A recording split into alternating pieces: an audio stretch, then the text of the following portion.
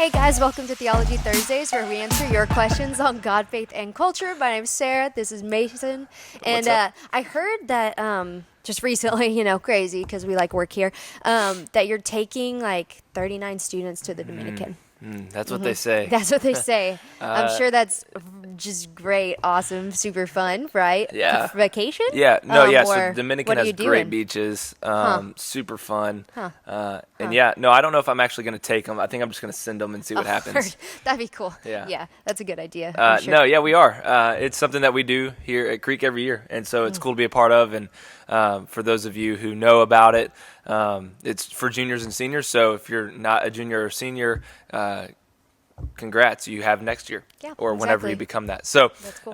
yeah, it's super fun. So this year, yeah, we're taking 39 students, 10 leaders. Super cool. So it's a large crew, and we're super excited. Last year was our first year in the Dominican, and it was really awesome. But I think the big question today is, why are we doing this? Like, Yeah, like why do we go? Like not just even this one, but like for anyone, like why do they go? You hear Yeah. about overseas missions Why would I like all the leave? time. Yeah. yeah, for sure. And I think specifically when it comes to students, I think this is a really tough question to ask, because sometimes like we hear maybe stories of missionaries in church, like we'll tell stories, or like we talk about people who go and they start planting, like they plant a church and they live there, and you might be thinking to yourself, like as a junior high school student, like why are you asking me to do that? Like I got to go to school, I got to feed my dog. I have like, no stuff to sell in order to move Yeah. across the world. There's just So, a lot that goes yeah. into it. But I think the reality is this: like some of us might be confused as to like why we would go. Like we can be missional here. Like we talk about that a lot. It's just like, hey, be missional in the life that God has. Like you are a missionary in your school, in your relationships with your friends, your sports teams. All those things are very true. But the question again is, why are we going to the Dominican? It's expensive. It's far away. It's hard to get to, honestly.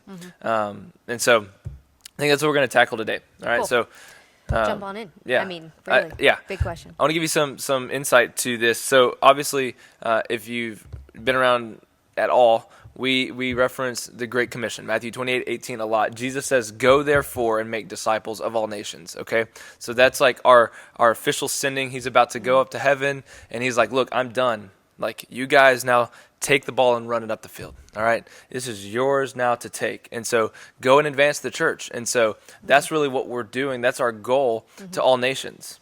Okay, and so when we ask students to do that, obviously we don't think that you're going to stay there. I can't leave you there. I might try, but I don't want to leave you there. Sure. You may try to stay. Yeah, Who you may knows? try, Yeah. but I have to bring you back. Okay. But the whole reason that we go, I think, well, there's a lot, but I think there's a few things that really are important. So when a student goes on a mission trip, there's a couple things that happen. One, it's super uncomfortable, y'all. Like, yeah, You got to get out of your comfort zone. Like a lot of times you're asked to do things that like you wouldn't usually. Like Yeah. even talking to people. yeah. especially if Let's they don't just speak be the same real. language, like, Let's be real. Like, it's in the summer, and usually True. we go to places that are hot. Mm-hmm. So no AC. things get hot, Usually. things start stinking, Yeah, that's true. people start stinking. That's real. Funny world, a lot of funny smells, right? And so, So it's uncomfortable yeah. for a lot of reasons. Yeah. Yeah, absolutely. And that's a good thing, because it pulls us out of our comfort zone, because we live in such a place where, like, man, we have everything we need. We have really no need for comfort, or like clothes or food. Like nothing is really too far out of our reach here. And so it's a really great thing for students to be able to see that, what life looks like for a lot of other people, but at the same time, where it looks like they have little, possessions, finance, whatever, like they have the most joy. And so I think here, like, we have that altar, like it's completely different. Like we have a lot, but our joy is very little.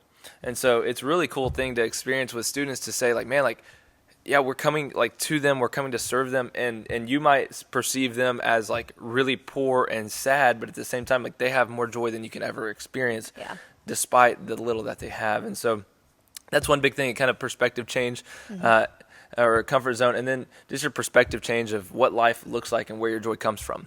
And so Ultimately, the goal is that you would come back, and I've seen it time and time again happen in my life. But I know God works in really cool ways when you go and you push yourself outside of your comfort zone, and it gets uncomfortable. And he opens up your eyes and your heart to what really his love looks like. It's far greater than anything we could ever imagine.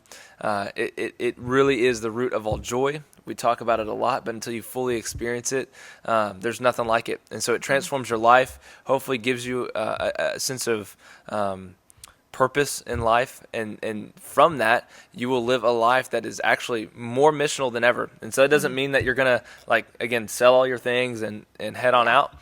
You can be missional, extremely missional here, in your normal life. And I feel like it gives a good picture of how to do that too, because rarely do we like when we're here, we have stuff that we have to do. But when we go, we're spending the whole time just serving, just doing like the things that we're like Right. really in ways to like live an entire life for Jesus. And so when we bring that back, we're able to see like, how can I do the little things for the Lord? Like, how can I use each opportunity to share with him? Oh, like I like just randomly talked to someone on the street and told them about Jesus when I was in the Dominican. So like, why can't I do that here? And like, they didn't even speak the same language. They didn't speak the same language. That too. Yeah. So I think it does. It challenges you in some new ways, but changes your perspective on like what we need. Like, we don't need much. We need Jesus. Yeah, That's absolutely. it. So, which is a lot actually, but Yeah. Well, he's cool. enough. Yeah, exactly. Cool. Awesome. Well, anything else to add? You feel like, I mean, excited? We're pumped for the summer, obviously. And look, I would encourage you, if you're not on this trip, find someone who is. I guarantee you know someone who is going on this trip or know someone in the past. And so ask them about it. Ask them what that experience was like. And hopefully I'll get to see you one day in the Dominican as well. Mm-hmm. Yeah, and join us in praying for this trip as well, if you would, especially if you're not going. So, cool, guys. Thanks so much. Leave comments below. Ask questions. Again, we want to answer. We want to give you just some more clarity as you dig into what it looks like to follow Jesus with everything. So, guys, hit that like button, press the notification bell, and, guys, we'll see you in a few weeks.